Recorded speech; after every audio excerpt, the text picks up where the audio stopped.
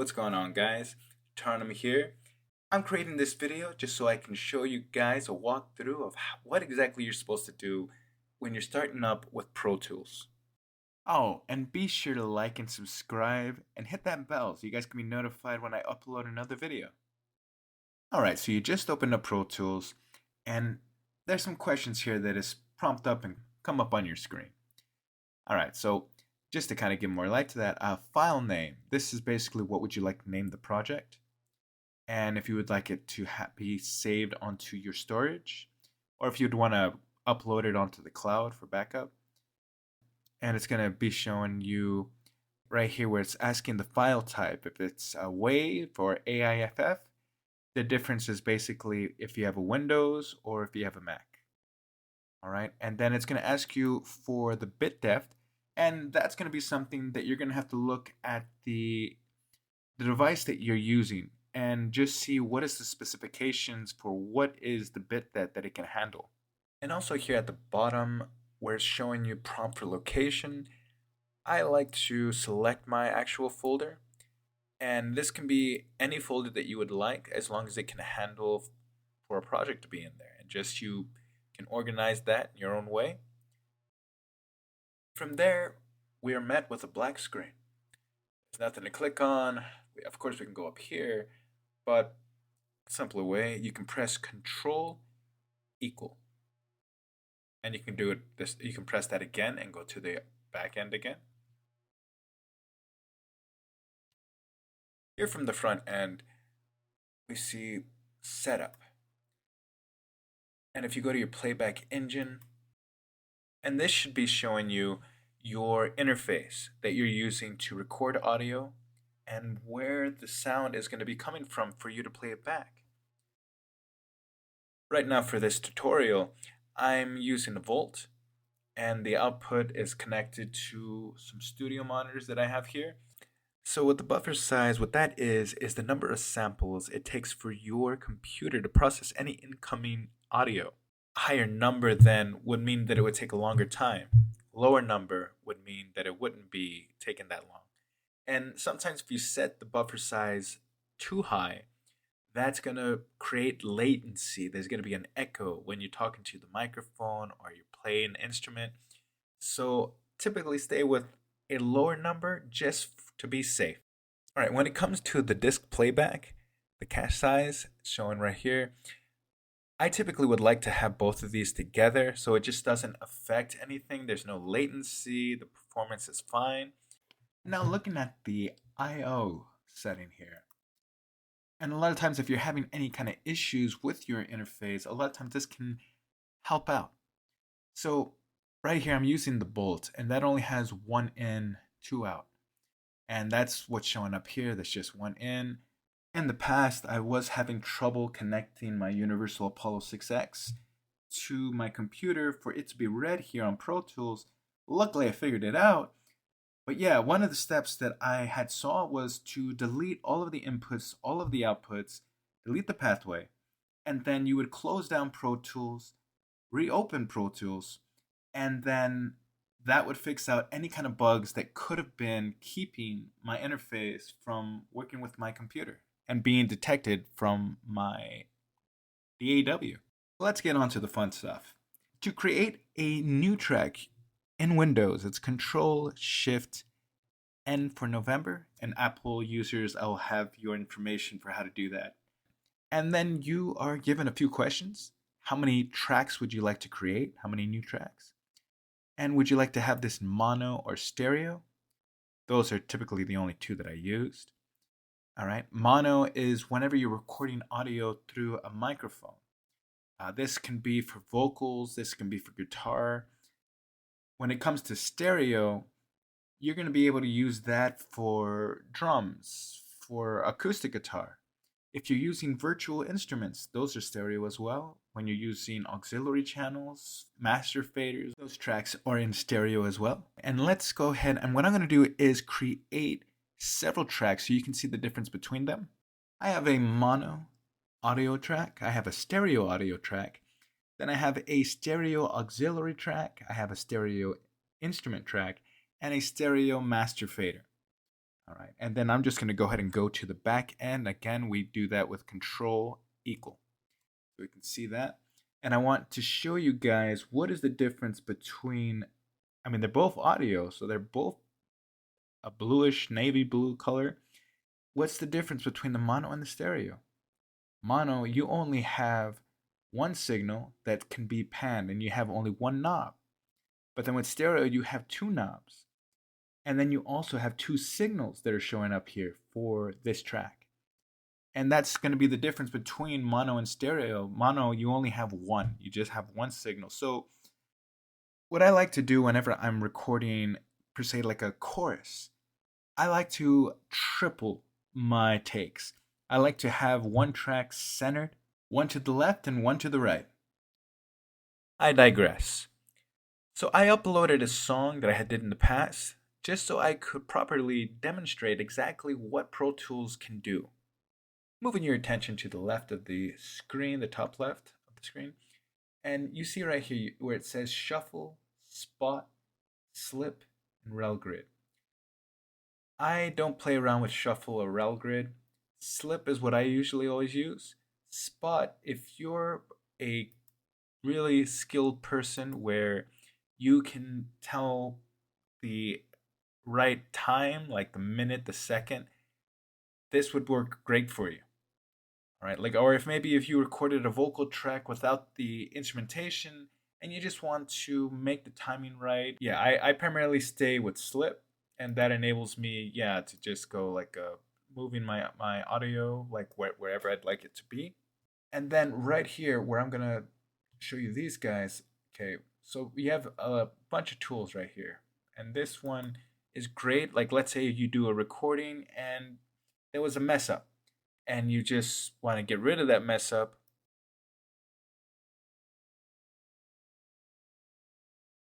And then, like, let's say, hypothetically speaking, we have this tools to get into special parts within the song. Like, let's go ahead and let me unmute this. I'm going to solo this. I'm going to show you what it could do. Okay, so remember all the times we shared. Okay, we're going to go ahead and from here, I'm going to disable the group. Let's go ahead and break it. And the way that you would break the track is by having this selected, using this tool right here. Select it. You're going to press B like boy. And it's going to break that track. And then that enables you to make more intricate edits within your audio file. Yeah, the hand is so you would be able to grab these tracks. And then to zoom in is T. To zoom out is R. All right. So we got the zoom in, zoom out. And then when it comes to the back end, when you're wanting to select multiple channels or multiple tracks within your mix, and yeah, if you see right here, how am I going to be able to do that? The way that you would be hold on control and then click the track. So then it would stay highlighted and you can get all the tracks that you wanted to. And you see how I have this color coded and all that. I have more control and to make it easier. Like, let's say, okay, we're going to press Control G to make a group. Control G, like girl. All right, and you see all the tracks that you selected right here. All right, these are selected and these are showing up right here. And then we'll make a funny name for it. We'll call this rice. I don't know why I was thinking rice and beans. It's almost lunchtime, so. But all right, let's see here. All right, and there it is. We have rice for those tracks, and I know I selected one more, but yeah, that's how you would make a group. And then when you finish the song, like let's say we're done, we finished doing this whole mix, we're done with our mix. What you're gonna do is you're gonna press Control Alt B like boy, and that's going to bounce your track, export your track, have it so you could be able to listen to it on its own and not have to be within this program. It gives you some options here. What would you like to name the song that you're going to have exported into wherever you would like to? In which case you can choose the folder. You can make a folder up. Like, let's say if you right click here and then you go ahead and make a new folder, and we'll call this beans for the sake of the joke. All right, and we're going to have it exported into there. So we're going to use the folder. Okay, and we're going to call it that. And then we could bounce it. Yeah, there's where your audio is going to be. And make sure that you have the correct bit depth, the sample rate selected. With these selected tracks here, you can go ahead, you can press Shift A, and that would bypass all of those channels that are selected, of course. They have to be selected, and then that would allow you, yeah, to hold down Shift and press A. And you can go back and forth. And here in Pro Tools, one thing I like to do this technique that's called parallel processing. And then I turned that into parallel compression. But the way that I would do that is I would get all the tracks that are within that section and I would put them on a bus. And the way I would do that, yeah, right here, bus. And we have them on the same bus, 3 to 4. Okay.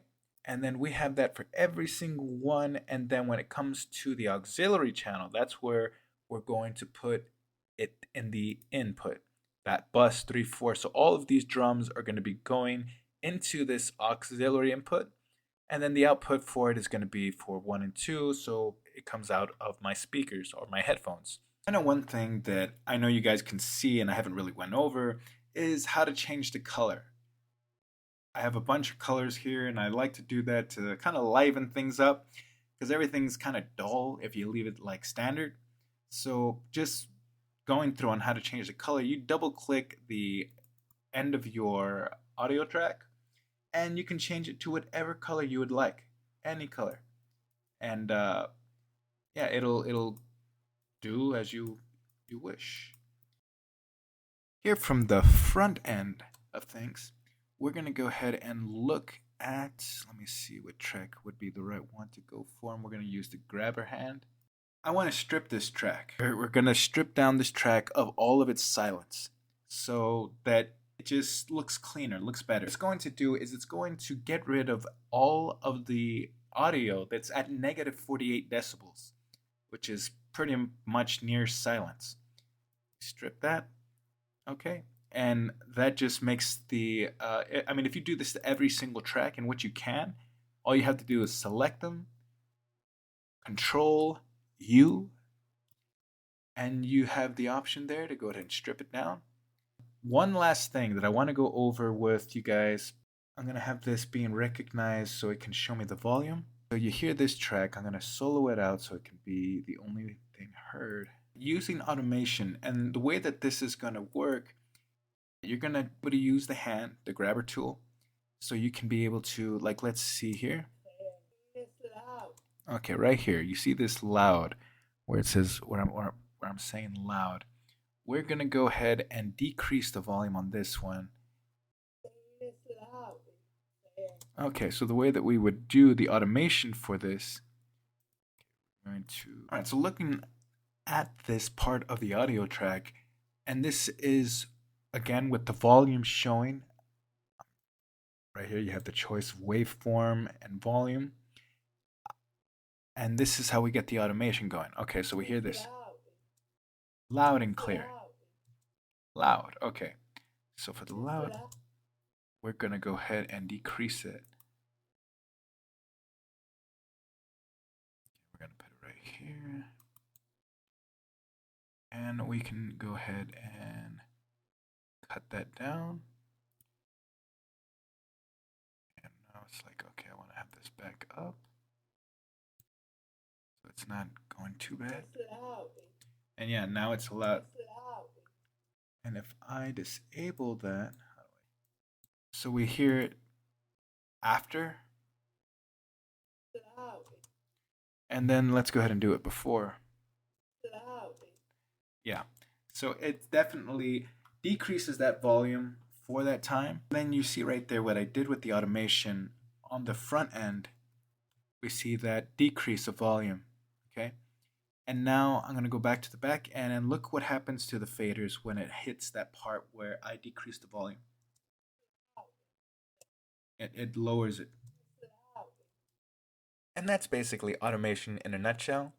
Of course, to complicate things and make it more entertaining, on the back side of things, you see right here where it says auto. on every single track. It shows red for every single track. That means automation. It's reading all the changes that you have made to the automation within the track, and it's abiding by that. And that's the whole reason why these channels or these tracks decreased in volume because of that change that I made within the automation. Of course, you can change this.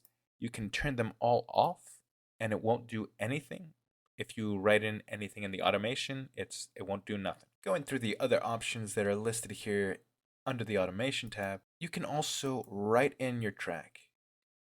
And basically what that means is instead of going in there and you're pulling down the automation and making the volume the way that you want it to be, you can actually control it by moving the faders.